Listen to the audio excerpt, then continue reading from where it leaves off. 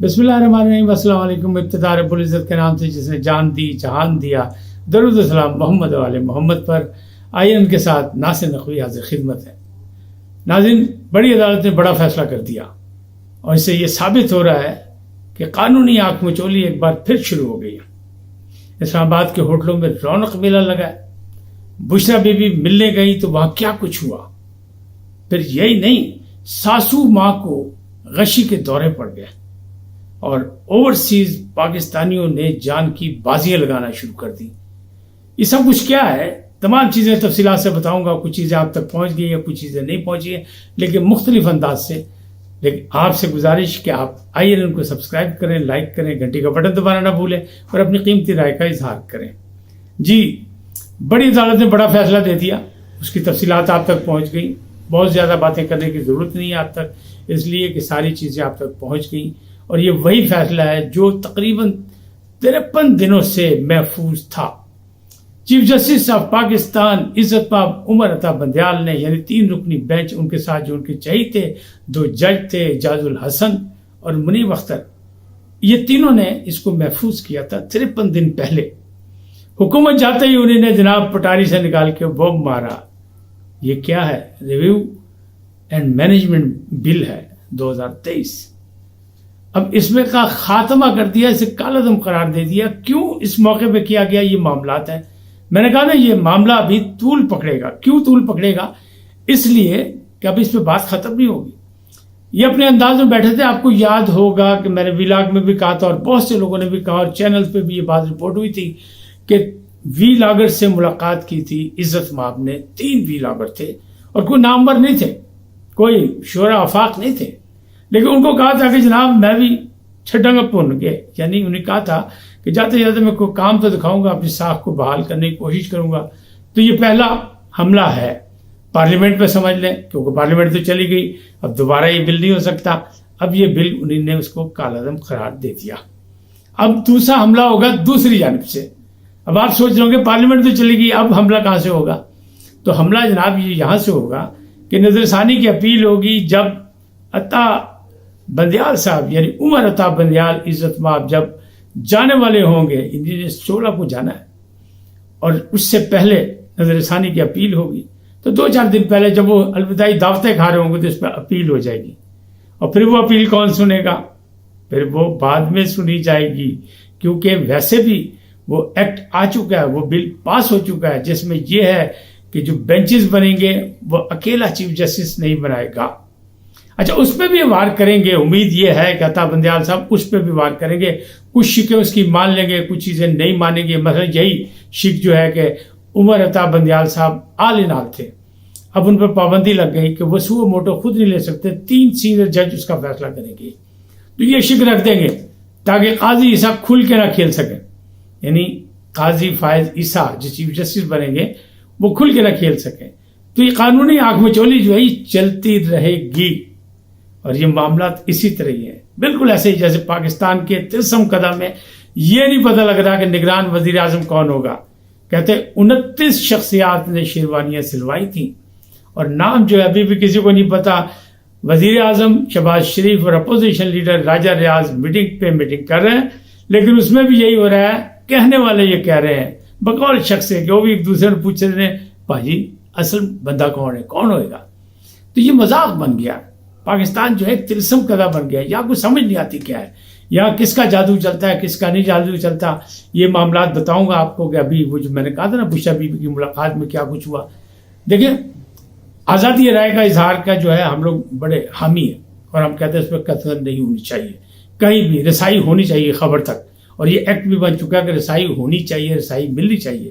لیکن جب بشرا be be ملاقات کر کے آئیں اور واپس انہوں نے کسی میڈیا کو کچھ نہیں کہا، انہوں نے کہا بعض خان صاحب خیریت سے ہیں، تو اس کے بعد پھر کیا ہوگا؟ پھر افواہیں آئیں گی نا، پھر دیواریں بولیں گی نا، پھر اندر کے جو لوگ ہیں وہ بولیں گے کہیں نہ کہیں سے۔ ہر بندہ، وہ کہتے ہیں نا آج کل تو ہر بندہ سینئر جرنلسٹ ہے، تو پھر وہ اپنے اپنے زاویے سے بات چیت بھی کرے گا اور اپنے راستے استعمال بھی کرے گا، اپنی اپنی چیزیں جہاں جہاں اس کا داؤ لگے گا وہ کرے گا۔ پھر اٹھو ماریں گے۔ پھر انہوں نے کہا جناب دونوں لڑ پے نے، اور بشرا بی بی نے 2-3 شرائطیں رکھی ہیں۔ پہلی شرائط یہ رکھی کہ جناب مجھے جو ہے چیئر پرسن بنا دے تحریک انصاف کا۔ دوسری شرائط یہ رکھی کہ جناب زمان پارک جو ہے والا گھر جو ہے وہ میرے نام پہ دستخط کر کے وہ دے، اس لیے کہ آپ نے نکاح نامے میں میرے نام لکھا ہوا ہے. تو اس طرح کی باتیں ہوئی. تو کیوں؟ اس لیے ہوئی کہ آپ نے خبر تک رسائی نہیں دی. اگر بشرا بیگم کھڑی ہو کے 2 3 4 باتیں کر جاتی تو کسی کے باپ کی ضرورت نہیں تھی کہ اس کی کوئی تردید کرتا. اب اسی طرح یہ کہ وکیل جو ہے وہ بھی ملتا ایک وکیل ہے اور معاملات جو ہے بیانات جو ہے وہ مختلف وکلا کرتے ہیں. اور پھر یہ دیکھا آپ نے کہ آج بھی انسداد دہشت گردی میں عدم پیروی پر 7 کیسز عمران خان کے، اس میں عبوری ضمانتیں ان کی کینسل ہو گئی. تو یہ ان کی سنجیدگی ہے. پھر معاملات گڑبڑ کیوں نہ ہو، معاملات تو گڑبڑ ہوں گے. تو پہلا یہ جو آ گیا بڑی عدالت سے بڑا فیصلہ، تو یہ تو آ گیا، اس میں سکون سے ہوں گے اس وقت عمر عطا بندیال اور ہم خیال ججز. لیکن دوسری جانب یہ اور شور مچ گیا چینلز پہ کہ جناب اب یہ بحال نہیں ہو سکیں گے، نہ نواز شریف کی نااہلی ختم ہوگی، نہ جہانگیر ترین کی ختم ہوگی، نہ کسی اور کو رعایت ملے گی. حالانکہ وہ بل تو پاس ہو چکا ہے کہ سزا جو ہے وہ 5 سال سے زیادہ نہیں ہو سکی. اور اس پہ صدر مملکت نے دستخط کیے. کس نے؟ عارف علوی صاحب نے، جنہوں نے اب اسمبلی توڑنے کے لیے جب ایڈوائز دی ہے وزیر اعظم نے تو اس پہ لیٹر جاری کیا. تو اب وہ باقاعدہ پوری ضرورت آگے نہیں جناب عارف علوی صاحب، انہیں سارا کچھ کر دیا. تو اب معاملات یہ وہ بل پاس ہے تو یہ کچھ بھی نہیں ہونا، یہ سے شور شرابہ ایسے یہ وہ کچھ بھی نہیں ہونا، ہواؤں میں تیر چل رہے ہیں. اگلی بات کہ ساسو ماں جو ہے اس کو غشی کے دورے، ساسو ماں کی طبیعت خراب ہے، یہ تو ایک حقیقت ہے، بیمار ہے، بڑی ایج میں ہے، ظاہر ہے وہ ایج سے 20 زیادہ لگتی ہیں، حالانکہ ایج ان کی 70 سال ہی ہوگی زیادہ سے زیادہ، تو کپتان جتنی ہوگی، لیکن کپتان کی وہ عاشق ہیں، فین ہیں.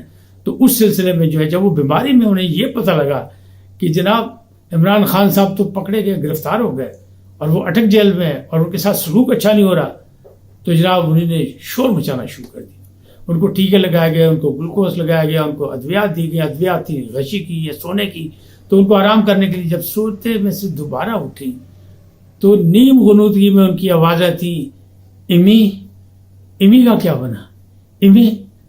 اب لوگ بڑے پریشان تھے کہ یہ امی امی کیا کر رہی ہے، کیونکہ بندیال کو تو امی کہتی نہیں، وہ تو ان کو تو بندو کرتی ہیں. تو بہرحال جب پتہ لگا، جب ذرا سا ہوش میں، تو انہیں کہا وہ عمران خان کے بارے وہ پوچھے عمران خان کا کیا بنا، اسے گرفتار کر لیا، امی امی کہہ رہی ہیں. تو جناب تو وہ عمران خان کا پوچھ رہی ہیں، امی امی امی عمران کو کہتے ہیں. اور جب وہ کرکٹ کھیلتے جب بھی لوگ ان کے پیارے جو تھے ان کو امی کہتے تھے پیار سے. تو بہرحال ان کی صورتحال اچھی نہیں، اللہ تعالیٰ ان کو صحت و تندرستی دے، اس لیے کہ بزرگوں کا سایہ تو سروں پہ رہنا چاہیے. یہ دعا کی کھڑکیاں اور دروازے ہوتے ہیں. تو ہماری تو دعا یہ ہے کہ اللہ ان کو صحت یاب کرے. اس سے آگے بڑھے تو پھر آپ کو بات میری یاد آئے گی، میں نے کہا اوورسیز میں پاکستانیوں نے اپنے لیڈر پر قربانیاں دینی شروع کر دی، جان نچھاور شروع کر دی. وہ کیا مسئلہ ہے؟ وہ مسئلہ یہ ہے کہ ہمایوں دلاور وہ جو گئے ہوئے ایک ہیومن رائٹس کانفرنس میں جو گئے ہوئے ہیں وہاں پہ یونیورسٹی ہل میں، وہاں پہ اور بھی ججز ہیں لیکن ان کی خاص درگت بنانے کی کوشش کی جا رہی ہے. ابھی تک کامیاب نہیں ہوئے، لیکن جو عمران صاحب کے حامی ہیں، تحریک انصاف کے حامی، جو نوجوان وہ جذباتی ہو کے ان کا پیچھا کر رہے ہیں. اور انہوں نے آپس میں میٹنگ کر کے یہ طے کیا کہ جتنے بھی ملے پیچھا کرو، دی گڈی نہ گڈی مار دو. اس کی گاڑی کی تصویر بھی جاری کی گئی، سب کچھ کیا گیا. ابھی تک قابو تو نہیں آئے وہ، کیونکہ ان کی بھی سیکورٹی کے انتظامات ہیں. یونیورسٹی والوں نے بھی باقاعدہ وضاحت بھی کر دی اور انتظامات بھی کر دیے کیونکہ وہ مہمان ہیں. اور بہرحال اسٹیٹ ٹو اسٹیٹ ہوتا ہے مہمان تو اچھا، لیکن نوجوان جو ہے ان کا پیچھا کر رہے ہیں، کچھ آنٹیاں پیچھا کر رہی ہیں. تو اطلاعات جو آئی ہیں لندن سے وہ یہ کہ لندن میں کچھ آنٹیوں نے ایک گاڑی کا پیچھا کیا اور اس کے آگے جا کے کھڑی ہوگی، اسی ٹائپ کی گاڑی تھی جیسی تصویر جاری ہوئی. تو اس تصویر میں جب وہ جلتی ہوئی گاڑی کے آگے پہنچی تو ڈرائیور جو ہے وہ گھبرا گیا اور اسے گاڑی نہیں روک سکا. تو گاڑی اوپر چڑھ گئی اور آنٹیاں زخمی ہو گئی، ان کی ٹانگیں ٹوٹ گئی، ہاتھ ٹوٹ گئے. تو 2 آنٹیاں تو ہوئی لندن میں ایسے. لیکن بیڈ فورڈ میں جو ہوا وہاں کا واقعہ اس سے بھی خطرناک ہوا، افسوسناک ہے کہ وہاں نوجوانوں نے ایک گاڑی دیکھ کے تیز رفتاری سے اس کے پیچھے گاڑی دوڑائی، اس نے اس سے تیز دوڑائی، دونوں کی ریس شروع ہو گئی. اور پھر وہ ایک پل پہ سے گزرتے ہوئے تو جو نوجوانوں کی پچھلی گاڑی تھی وہ کنٹرول میں نہ رہی اور بلکہ وہ جا کے نیچے گر گئی اور پانی میں جا کے 4 کے 4 نوجوان جو تھے وہ ڈوب کے مر گئے. تو یہ سلسلہ شروع ہو گیا. اس قسم کی وارداتیں ہو رہی ہیں، واقعات ہو رہے ہیں. یہاں ایسا ہونا نہیں چاہیے. احتجاج طریقے سے ہونا چاہیے، احتجاج سب کا حق ہے، لیکن طریقہ کار ہے. اگر پاکستان کو بدنام کرنے کی بات کریں گے، اس طرح کی باتیں کریں گے، آپ نے یونیورسٹی کے باہر کرنا ہے احتجاج کریں، بالکل کریں، لیکن اگر جگہ جگہ آپ اس طرح کریں گے اور پھر آپ کی تعداد نہ ہو، یا تو آپ کی بہت بڑی تعداد ہو تو لوگ آپ کا انتظار کریں، لوگ آپ کا اہتمام کریں، لوگ آپ کا خیال کریں کہ جناب احتجاج آپ کا حق ہے، جمہوری حق ہے. لیکن وہ ہے چونکہ گنتی کی تعداد تو ایسا وہ بھی نہیں ہو رہا. اس سے آگے چلیں تو میں نے کہا تھا کہ اسلام آباد کے ہوٹلوں میں بڑی رونق میلہ لگا ہوا ہے، بڑی رونق ہے. وہ کون ہے؟